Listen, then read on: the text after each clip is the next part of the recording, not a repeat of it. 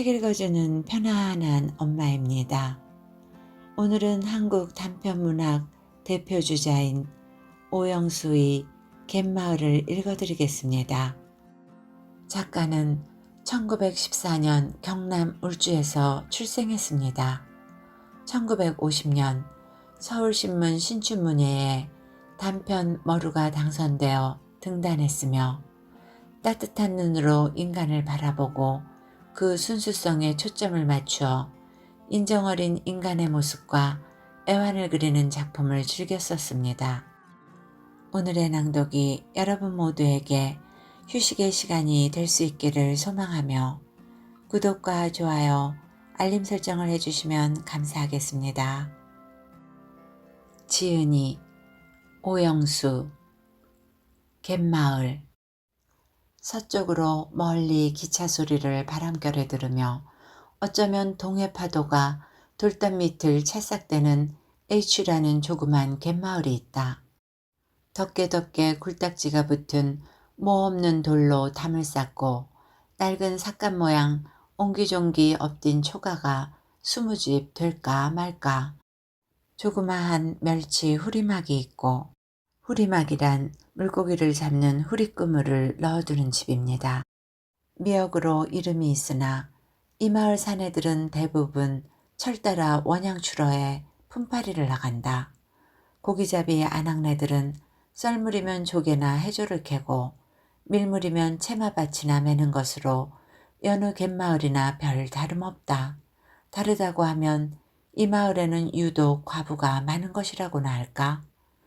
고로들은 과부가 많은 탓을 뒷산이 어떻게 갈라져서 어찌어찌 돼서 그렇다느니 앞바다 물밭이 거세서 그렇다는 이들 했고 또 모두 그렇게들 믿고 있다.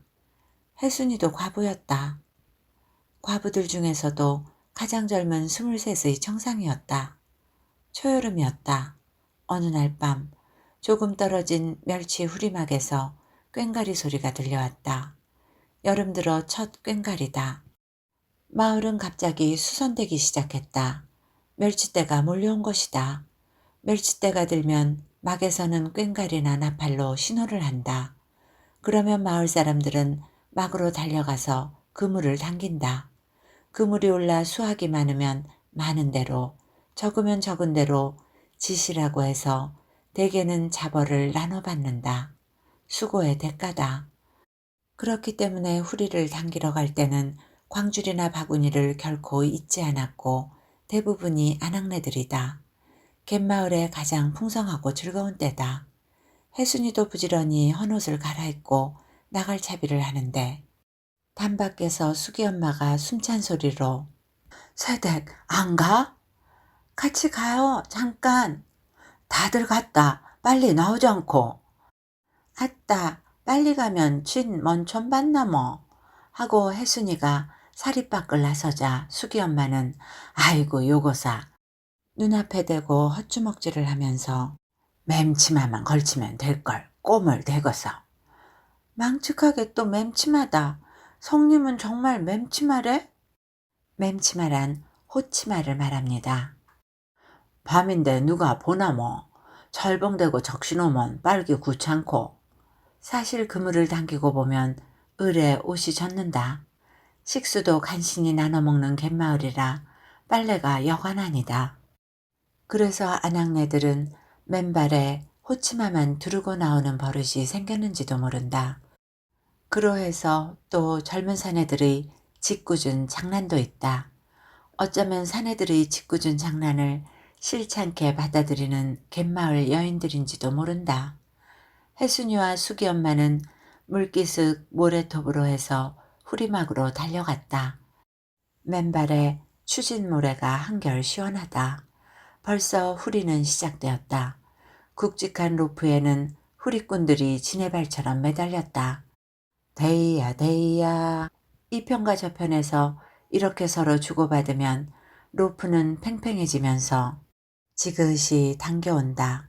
혜순이와 수기 엄마도 아무렇게나 빈틈에 끼어들어 줄을 잡았다. 바다 저만큼서 선두가 칸델라브를 흔들고 고함을 지른다. 당겨 올린 줄을 뒷거둠질하는 사내들이 데이야 데이야를 선창해서 후리꾼들이 기세를 돋우고 막 거관들이 바쁘게들 서성댄다. 가마솥에는 불이 활활 타고 물이 끓는다. 그 물이 가까워 올수록 데이야 데이야는 박자가 빨라진다. 데이야 데이야 데이야 데이야. 이때쯤은 벌써 멸치가 모래톱에 해뜩해뜩 뛰어오른다. 멸치가 많이 들면 수면이 부풀어 오르고 그물주머니가 터지는 때도 있다. 이날 밤도 멸치는 무던히 든 모양이다. 선두는 곧장 칸델라를 흔든다. 후리꾼들도 신이 난다. 데이야 데이야 데이야 데이야. 이때 혜순이 손등을 덮어주는 억센 손이 있었다. 줄과 함께 걷잡힌 손은 혜순이 힘으로는 어쩔 수 없었다. 내버려 두었다. 후리꾼들의 호흡은 더욱 거칠고 빨라진다. 억센 손은 어느새 혜순이의 허리를 감싸 안는다. 혜순이는 그만 줄 밑으로 빠져나와 딴 자리로 옮겨버린다. 그물도 거진 올라왔다. 야세 야세. 이때는 사내들이 물깃을 그로 뛰어들어 그물주머니를 한 곳으로 모아드는 판이다. 누가 또 혜순이 치마 밑으로 손을 디민다. 혜순이는 반사적으로 획 뿌리치고 저만큼 달아나 버린다. 멸치가 모래 위에 하얗게 뛴다. 아낙네들은 뛰어오르는 멸치들을 주워담기에 바쁘다. 후리는 끝났다. 멸치는 큰 그물족자로 광주리에 퍼서 다시 돌함에 옮겨 잡어를 골라낸다. 이래서 멸치가 굵으면 젓감으로 날로 넘기기도 하고 잘면 삶아서 이리꼬를 만든다. 혜순이는 짓을 한 바구니 받았다. 무겁도록 이고 아낙네들과 함께 돌아오면서도 괜히 가슴이 설렌다. 짓보다는 그 억센 손이 머릿속을 떠나지 않는다. 누굴까? 유독 짓을 많이 주던 막거간이나 아니던가? 누가 엿보지는 않았을까? 망측해라. 혜순이는 유독 짓이 많은 것이 아낙네들 보기에 무슨 죄나 지은 것처럼 부끄럽기만 했다. 그래서 혜순이는 되도록 뒤처져 가려고 발을 멈추자 수기 엄마가 옆구리를 쿡 찌르면서 너 운짓이 그렇게도 많해? 혜순이는 얼른 뭐라고 대답이 나오지 않았다. 주니까 받아갔을 뿐이다. 흥, 알아봤어. 요 깍쟁이. 아낙네들이 모두 킥킥대고 웃는다. 뭔지 까닭 있는 웃음들이다. 짐작이 있는 웃음들인지도 모른다. 혜순이는 귀 밑이 확확 달았다. 수기 엄마네 집 앞에서 혜순이는 성님 내 집 좀 줄까? 수기 엄마는 준 사람에게 뺨 맞게 그러면서도 바구니를 내민다. 혜순이는 짓을 반이 넘게 부어주었다. 혜순이는 아랫도리를 헹구고 들어와서 자리에 누웠으나 오래도록 잠이 오질 않는다. 그 억센 손이 자꾸만 머릿속에 떠오른다. 돌아오지 않는 어쩌면 꼭 돌아올 것도 같은 성구의 손 같기도 한 아니면 또 징용으로 끌려가 버린 상수의 손 같기도 한 그 억세디 억센 손. 혜순이는 생각을 떨쳐버리려고 애써본다. 눈을 감아 잠을 청해본다. 그러나 그 많은 음식일수록 마음이 당기듯 잊어버리려고 애를 쓰면 쓸수록 놓치기 싫은 마음. 그것은 혜순이에게 까마득히 사라져가는 기억의 불씨를 솟구쳐 사르게를 지펴놓은 것과도 같았다. 안타깝고 괴로운 밤이었다. 창이 밝아왔다. 혜순이는 방문을 열었다. 사리섬 위에 달이 솟았다. 혜순이는 달빛의 산산조각으로 부서진 바다를 바라보면서 이렇게 뇌어본다. 죽었는지 살았는지 눈시울이 젖는다. 한숨과 함께 혀를 한번 차고는 문지방을 베고 누워버린다. 달빛에 젖어 잠이 들었다. 누가 어깨를 흔든다. 소스라치고 깨어보니 그의 시어머니다. 혜순이는 벌떡 일어나 가슴을 여미면서 어째고 그새 잠이 들었던가 배. 시어머니는 언제나 다름없는 부드럽고 낮은 소리로 얘야 문을 닫아 걸고 자거라.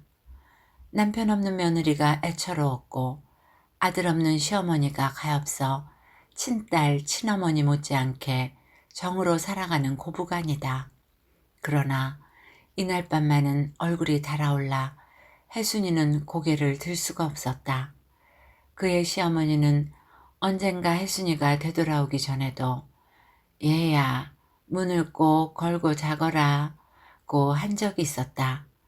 그날 밤의 기억이 너무나 생생하게 떠올랐기 때문이었다. 모든 것을 다 알고 있는 그의 시어머니다. 어쩌면 혜순이의 오늘은 얘야 문을 꼭 닫아 걸고 자거라 는데 요약될는지도 모른다. 혜순이는 보자기 해녀 딸이다. 그의 어머니가 김가라는 뜨내기 고기잡이 애를 베자 이 마을을 떠나지 못했다. 그래서 혜순이가 났다. 혜순이는 그의 어머니를 따라 바위 그늘과 모래밭에서 바닷바람에 그을리고 조개 껍질을 만지작거리고 갯냄새에 절어서 컸다. 10살 때부터는 잠수도 배웠다. 혜순이가 성구에게로 시집을 가기는 19살 때였다. 혜순이의 성례를 보자 그의 어머니는 그의 고향인 제주도로 가면서 너 때문에 20년 동안 고향 땅을 못 밟았다. 인제는 마음 놓고 간다. 너도 인젠 가장을 섬기는 몸이니 아예 애미 생각을 랑 마라. 고깃배에 실려 그의 어머니는 물길로 떠났다. 혜순이에게 장가들기가 소원이던 성구는 그만큼 혜순이를 아꼈다. 성구는 혜순이에게 물일도 시키지 않았다. 워낙 착실한 성구라 제 혼자 힘으로도 넉넉지는 못하나 그의 홀어머니와 동생 해서 네 식구는 먹고 살아갈 수 있었다. 그러나 혜순이는 안타까웠다. 물옷만 입고 나가면 성구벌이에 못지않을 혜순이었다. 어느 날 밤 혜순이는 물때가 한창인데 심부리가 하고 싶나? 내일 전복을 좀 딸래? 전복은 갈바위 끝으로 가야지. 그긴 큰 게 많지. 그만둬. 가요. 못 간다니. 집에서 별 할 일도 없는데. 놀지. 싫어. 내일은 가고 말게니. 이래서 혜순이가 토라지면 성구는 그만 그 억센 손으로 혜순이를 잡아당겨 토실한 허리가 으스러지도록 껴안곤 했다. 고등어철이 왔다. 칠성레배로 이 마을 고기잡이 8사람이 한 패로 해서 떠나기로 됐다. 이런 때 원양출원은 되도록이면 같은 고장 사람들끼리 패를 짠다. 같은 날 같이 갔다가 같은 날 같이 돌아온다. 그렇기 때문에 고기잡이 마을에는 같은 달에 난 아이들이 많다. 이 H마을만 하더라도 같은 달에 난 아이가 5이나 된다. 좋은 날씨였다. 배전에는 아낙네들이 제가끔 남편들의 어구며 그동안의 신변 연모들을 챙기느라고 부산하다. 사내들은 사내들대로 응당 간밤에 한 마리겠건만 또 한 번 되풀이를 하곤 한다. 돛이 올랐다. 썰물에 갈바람을 받아 배는 미끄러지기 시작한다. 사내들은 노를 걷고 자리를 잡는다. 물을 향해 담배를 붙이려던 마니 아버지는 깜박 잊었다는 듯이 뱃꼬리로 뛰어오르면서 입에 동그라미를 하고 제 아이 이름을 고함쳐 부른다. 아이 대신 그의 아내가 치맛자락을 걷어쥐고 물기슬그로 뛰어들며 귀를 돌린다. 꼭 그렇게 하라니. 뭘요? 어밤에 말한 것 말야. 알았소. 오직 성구만은 돛줄을 잡고 서서 마을 한모퉁이에 눈을 받고 있다. 거기 돌담에는 혜순이가 손을 뒤로 붙이고 섰다. 가돈 시집이라 버젓이 뱃전에 나오지 못하는 혜순이었다. 성구는 이번 한철 잘하면 기어코 의룡을 한 벌 마련할 작정이었다. 배는 떠났다. 가는 사람이나 보내는 사람이나 그들의 얼굴에는 희망과 기대가 깃들어 있을 망정 조그마한 불안의 그림자도 없었다. 바다를 사랑하고 바다를 믿고 바다에 기대어 살아온 그들에게는 기상대나 축구소가 필요치 않았다. 그들의 체험에서 얻은 지식과 신념은 어떠한 이변에도 굽히지 않았다.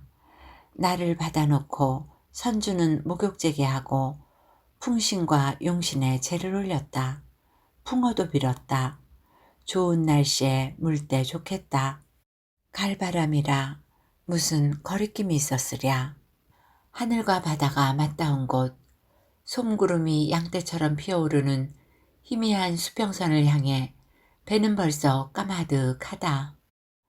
대부분의 사내들이 고기잡이로 떠난 갯마을에는 늙은이들이 어린 손자나 데리고 뱃그늘이나 바위 옆에 앉아 무연히 바다를 바라보고 아낙네들이 썰물에 조개나 캘 뿐 한가하다. 사흘째 되던 날 윤노인은 아무래도 수상해서 박노인을 찾아갔다. 박노인도 막 물가로 나오는 참이었다. 두 노인은 바위 옆 모래톱에 도사리고 앉았다. 윤노인이 먼저 입을 뗐다. 저 구름빨 좀 보라니? 구름빨은 동남간으로 해서 검은 불꽃처럼 서북을 향해 뻗어오르고 있었다. 윤노인이 또 하하 저 물빛 봐. 박노인은 보라기 전에 벌써 짐작이 갔다. 아무래도 변의 징조였다. 파도 아닌 크고 느린 나울이 왔다. 그럴 때마다 매운 갯냄새가 풍겼다. 틀림없었다. 이번에는 박노인이 뻔히 알면서도 대마도 쪽으로 갔지? 고깃대를 찾아갔는데 울릉도 쪽이면 못 갈라고. 두 노인은 더 말이 없었다. 그새 구름은 해를 덮었다. 바람도 딱 그쳤다. 나울이 점점 커왔다. 큰 나울이 올 적마다 물컥 갯냄새가 코를 찔렀다. 두 노인은 말없이 일어나 말없이 헤어졌다. 그들의 경험으로는 틀림이 없었다. 올 것은 기어코 오고야 말았다. 무서운 밤이었다. 깜깜한 칠야. 비를 몰아치는 바람과 바다의 아우성. 보이는 것은 하늘로 부풀어 오른 파도뿐이었다. 그것은 마치 바다의 참고 참았던 분노가 한꺼번에 터져 흰 이빨로 물을 마구 물어뜯는 것과도 같았다. 파도는 이미 모래톱을 넘어 돌담을 삼키고 몇몇 집을 휩쓸었다. 마을 사람들은 뒤 언덕배기 당집으로 모여들었다. 이러는 동안에 날이 샜다. 날이 새자부터 바람이 멎어가고 파도도 낮아갔다. 샛날에 보는 마을은 그야말로 난장판이었다. 이날 밤 한 사람의 희생이 있었다. 윤노인이었다. 그의 며느리 말에 의하면 돌담이 무너지고 파도가 죽담 밑까지 들이밀자 윤노인은 며느리와 손자를 앞세우고 담 밖까지 나오다가 무슨 일로선지 며느리에게 먼저 가라고 하고 윤노인은 다시 들어갔다고 한다. 그리고는 모른다고 했다. 바다는 언제 그런 일이 있었던가 하듯 잔물결이 안으로 굽은 모래톱을 찰싹대고 볕은 한결 뜨거웠고 하늘은 남빛으로 더욱 짙었다. 그러나 고등어배는 돌아오지 않았다.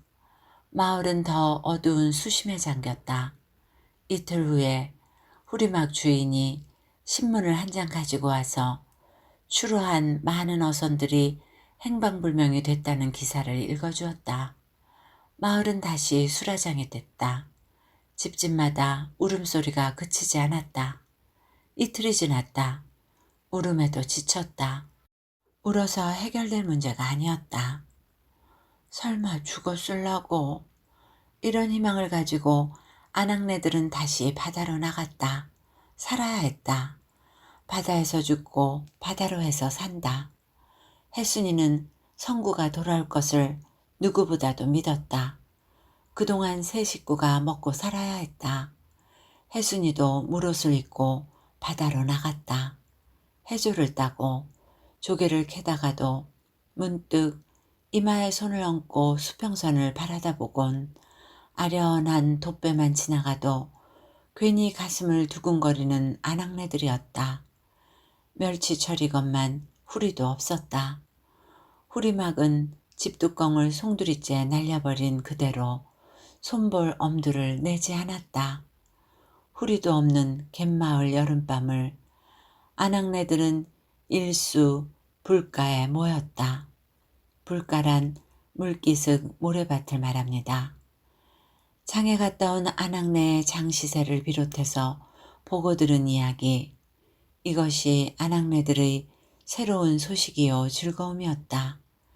싸늘한 모래에 발을 묶고 밤새는 줄을 몰랐다. 수기 엄마가 혜순이 허벅지를 베고 헐렁 누우면서 애따 그 베개 편하다. 그러자 누가 그 베개 임자는 어디 갔는고. 아낙네들의 입에서는 모두 가느다란 한숨이 진다. 수기 엄마는 혜순이 얼굴을 말끄러미 쳐다보며 에이야 데이야 에이야 데이야 썰물에 돛 달고 칼바람 맞아갔소 하자 아낙네들은 모두 에이야 데이야 새바람 불거든 밀물에 돌아오소 에이야 데이야. 아낙네들은 그만 목이 메어버린다. 이때 내가 문년들이 모아서 뭐 시시닥거리노. 보나마나 칠성이네다. 마니 엄마가 과부 아닌 게 저라면 밉지는 않채. 칠성이네도 다리를 뻗고 펄썩 앉으면서 과부도 과부 나름이지. 내서 벌써 40이 넘었지만 인연들 괜히 서방 생각이 나서 자도 않고. 말도 마소. 20전 과부는 살아도 40. 시끄럽다 인연들아. 사내 녀석들 한둘은 몰아다 갈라줄 테니 성님이나 실컷 하소. 모두 딱딱으로 웃는다. 이래저래 여름이 가고 잡어가 많이 잡히는 가을도 헛되이 보냈다. 모작이, 톱나물, 가스레나물, 파래, 김 해서 한 무렵 지나면 미역철이다. 미역철이 되면 혜순이는 금보다 귀한 몸이다. 미역은 아무래도 길 반쯤 물속이 좋다. 잠수는 혜순이밖에 없다. 혜순이가 미역을 배에 올리면 뭇에서는 아낙네들이 둘러앉아 오라기를 지어 돌밭에 말린다. 미역도 2, 3월까지면 거의 진다. 어느 날 밤 혜순이는 종일 미역바리를 하고 나무둥치같이 쓰러져 잠이 들었다. 얼마쯤이나 됐을까? 분명코 짐작이 있는 어떤 압박감에 언뜻 눈을 떴다. 이미 당한 일이었다. 악 소리를 지른다는 것이 숨결만 가빠지고 혀가 말을 듣지 않았다. 대신 사내의 옷자락을 휘감아 잡았다. 세상 없어도 놓지 않을 작정하고. 그러나 혜순이의 몸뚱어리는 아리숭한 성구의 기억 속으로 자꾸만 놓여가고 있었다. 그렇게도 휘감아 잡았던 옷자락이 모르는 새 놓여졌다. 아니 내가 이게. 혜순이는 제 자신의 새삼스레 놀랐다. 마치 꿈속에서 깨듯 바싹 정신이 들자 그만 사내의 상고머리를 가슴패기 위에 움켜쥐었다. 사내는 발로 더듬어 문을 찼다. 그 방에 누구? 시어머니의 잠기 가신 또렷한 소리다. 혜순이는 가슴이 덜컥했다. 그러나 입술에 침을 발라 목을 가다듬었다. 뒷간에 갑니다. 그리고는 사내의 상고머니를 슬그머니 놓아주고 발자국 소리를 터덕댔다. 이날 밤 혜순이는 가슴이 두근거려 더는 잠을 못 잤다. 다음 날도 미역바리를 나갔다. 숨가쁜 물속에서도 혜순이 머리 한구석에는 어젯밤 기억이 떠나지 않았다. 돌아오는 길에 성게를 건져다 시어머니에게 국을 끓여드렸다. 시어머니는 성깃국을 달갑게 먹으면서 얘야 잘 때는 문을 꼭 닫아 걸고 자거라.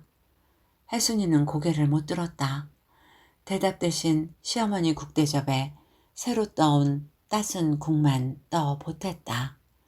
혜순이는 방바위, 바위가 둘러싸서 방갈이 됐기 때문에 옆에서 한천 우뭇가사리를 펴고 있었다. 이때 등 뒤에서 혜순아. 혜순이는 깜짝 놀라면서 반사적으로 몸을 움츠렸다. 후리막에서 이를 보고 있는 상수다. 혜순이는 아랑곳도 않았다. 상수는 슬금슬금 혜순이 곁에 다가앉으면서 혜순이 내컹 살자. 상수의 이글거리는 눈이 물옷만 입은 혜순이에게는 온몸이 부시다. 혜순이는 아무 말도 없이 돌아앉았다. 성구도 없는데 못한다고 고생을 하겠노. 내하고 우리 고향에가 살자. 우리 집에는 논도 있고 밭도 있다. 사실 그의 고향에는 별 걱정 없이 사는 부모가 있었고 국민학교를 나온 상수는 농사를 돌보고 남부럽지 않게 살았다. 2해 전에 상처를 하자부터 바람을 잡아 떠돌아다니다가 그의 이모집인 이 후리막에 와서 뒹굴고 있다. 어이야, 혜순아. 상수의 손이 혜순이 어깨에 놓였다. 혜순이는 탁 뿌리치고 일어났다. 그러나 상수는 어느새 혜순이 팔을 꽉 잡고 놓지 않는다. 실랑이를 하는데 돌아가는 고깃배가 이편으로 가까워왔다. 혜순이는 바위 그늘에 허리를 꼬부렸다. 그새 상수는 혜순이를 끌고 방바위 안으로 숨었다.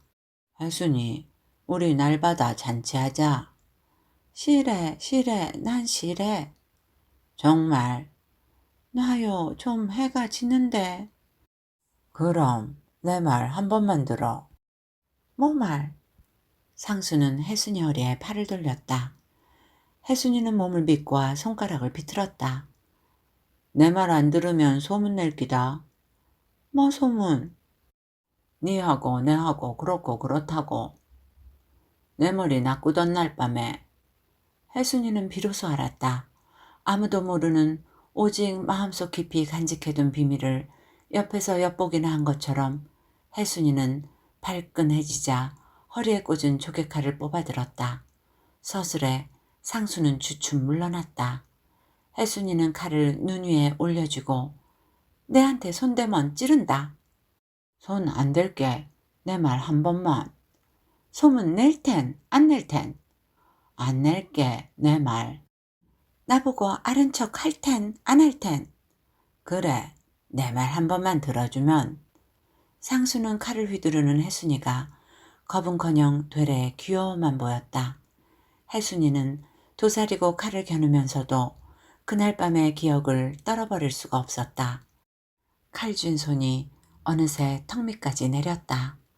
혜순이는 눈시울이 자꾸만 부드러워갔다. 혜순이 하고 상수가 한 걸음 다가오자 혜순이는 언뜻 칼을 고쳐들고 한 걸음 물러난다. 상수가 또 한 걸음 다가오자 혜순이는 그만 아무렇게나 칼을 내줘. 더 오지 마래. 더 오면 참말 찌른다. 참말 찔리고 싶다. 찌르면 나도 혜순이를 안고 같이 죽을 테야. 하고 상수는 목을대 밑을 가리키고 꼭 여기를 찔러라. 여기를 찔러야 칵 죽는다니. 혜순이는 몸서리를 한 번 쳤다. 상수는 또 한 걸음 다가왔다.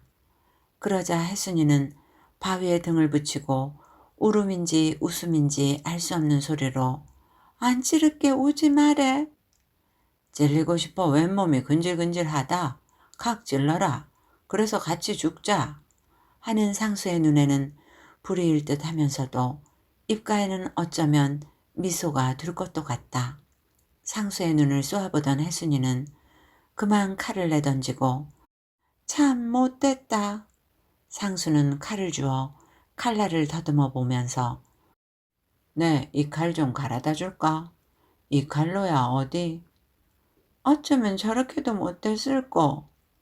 전복 닫은 목을 싹 도리게 시리. 흉축해라. 꼭 섬도둑놈 같다. 그랬으면 얼마나 속 시원할꼬. 난 갈 테야. 날 죽이고 가라. 아 참 어쩌라카노. 내 말 한 번만. 그럼 빨리 말해보라니. 상수는 혜순이 목에 팔을 감았다. 혜순이는 팔꿈치로 뿌리치고 돌아앉아 어깨로부터 물옷을 벗기 시작했다. 이날 혜순이는 몇 번이고 상수에게 소문내지 않겠다는 다짐을 받았다.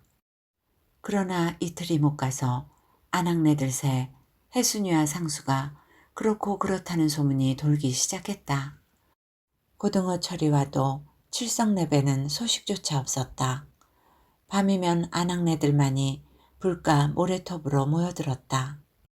칠성이네가 그의 시아버지가 시키는 말이라면서 그의 시아버지는 박노인인데 박노인은 그 뒤 이렇다 할 병도 없이 시름시름 알아누워 지금껏 자리를 뜨지 못한다. 작년 그날을 맞아 일제히 제사를 지내라는 것이었다. 모두 그렇게 하기로 했다. 이 H마을에 8집 제사가 한꺼번에 드는 셈이다. 제사를 이틀 앞두고 혜순이 시어머니는 혜순이에게 얘야 성구 제사나 마치거든 걔가 하도록 해라. 새파란 청상이 어찌 혼자 늙겠노. 혜순이는 그저 멍했다. 가면 편할 자리가 있다. 그새 여러 번 말이 있었으나 성구 첫 제사나 치르고 보자고 해왔다. 너도 대강 짐작이 갈 게다. 혜순이는 낯이 자꾸 달아올랐다. 상수가 틀림없었다. 혜순이는 자꾸만 고개가 무거워갔다. 과부가 과부 사정을 안다고. 나도 일찍이 홀로 된 몸이라 그 사정 다 안다. 죽은 자식보다 너가 더 애처롭다. 저것 시동생도 인제 배를 타고 하니 설마 두 식구야. 다음 날은 벌써 상수가 혜순이를 맞아간다는 소문이 온 마을에 쫙 퍼졌다. 그러면서도 아낙네들은 혜순이마저 떠난다는 것이 진정 섭섭했고 맥이 풀렸다. 눈물을 글썽대는 아낙네도 있었다. 혜순이는 이 마을, 더구나 아낙네들의 귀염둥이다. 생김새도 밉지 않거니와 마음에 그늘이 없다. 남을 의심할 줄도 모르고 거짓도 없다. 그보다도 우선 미역철이 오면 아낙네들은 절로 한숨이 잦았다. 그러나 혜순이는 그저 남녀가 한번 관계를 맺으면 을에 그렇게 되나 보다. 그래서 그렇게 됐고 또 그렇게 해야 되나 보다. 이러는 동안에 후리막 안주인과 상수를 따라 혜순이는 가야 했다. 혜순이마저 떠나버린 갯마을은 더욱 쓸쓸했다. 한길 물속에 미역밭을 두고도 철을 놓쳐버렸다.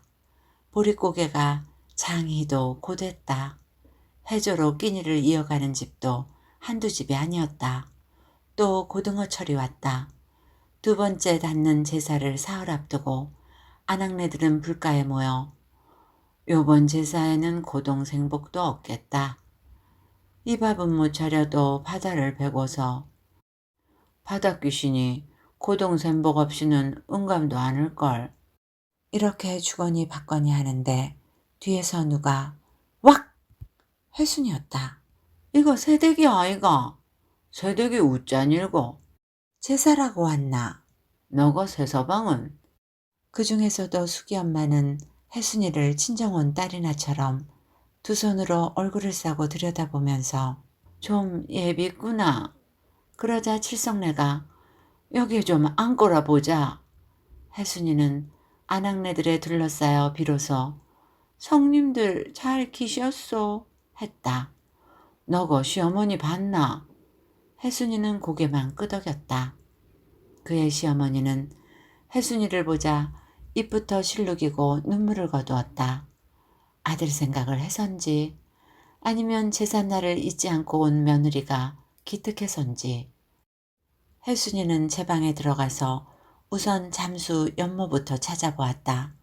실ong 위에 그대로 얹혀 있었다. 혜순이는 반가웠다. 맘이 놓였다. 그래서 불가로 나왔다. 난 인자 안 갈 테야. 성님들하고 같이 살 테야. 그리고는 훌쩍 일어서서 바다를 바라보고 가슴 가득히 숨을 들이켰다. 오래간만에 맞는 그렇게도 그립던 갯냄새였다. 아낙네들은 모두 서로 눈만 바라보고 말이 없었다. 상수도 징용으로 끌려가 버린 산골에는 견딜 수 없는 해순이었다. 5~6월 콩밭에 들어서면 까뿍 숨이 막혔다. 발행이 풀을 한 골 뜯고 나면 소나귀에 맥이 탁 풀렸다. 그럴 때마다 눈앞에 훤히 바다가 튀어왔다. 무릇을 입고 첨벙 뛰어들면 혜순이는 못 견디게 바다가 아쉽고 그리웠다. 고등어철? 혜순이는 그만 호미를 내던지고 산비탈로 올라갔다. 그러나 바다는 안 보였다. 혜순이는 더욱 길을 쓰고 미칠 듯이 산꼭대기로 기어올랐다. 그래도 바다는 안 보였다. 콩밭에 김을 매다 산으로 뛰어오르는 혜순이를 마을에서는 혜순이가 매구혼이 들렸다는 소문이 자자했다.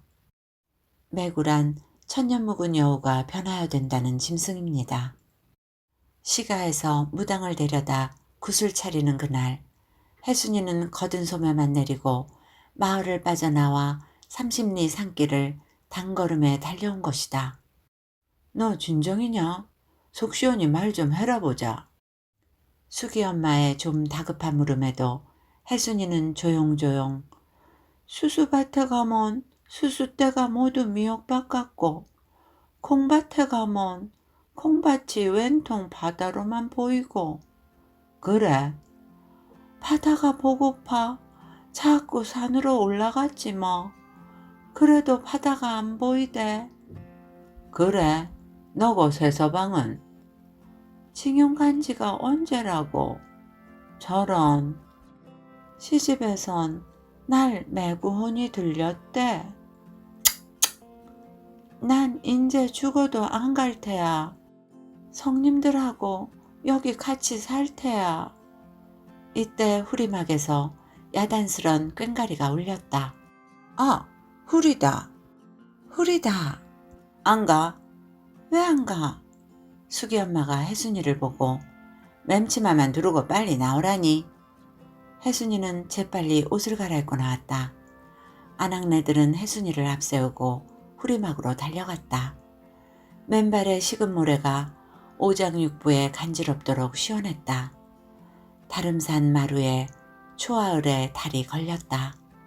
달 그림자를 따라 멸치대가 들었다. 데이야 데이야. 드물게 보는 멸치대였다. 이야기는 여기까지입니다. 자연에 순응하며 인정과 본성에 따라 살아가는 순수한 해순의 이야기 재밌게 들으셨는지요? 편안한 시간이 되었기를 바라며 오늘도 건강하고 행복하세요.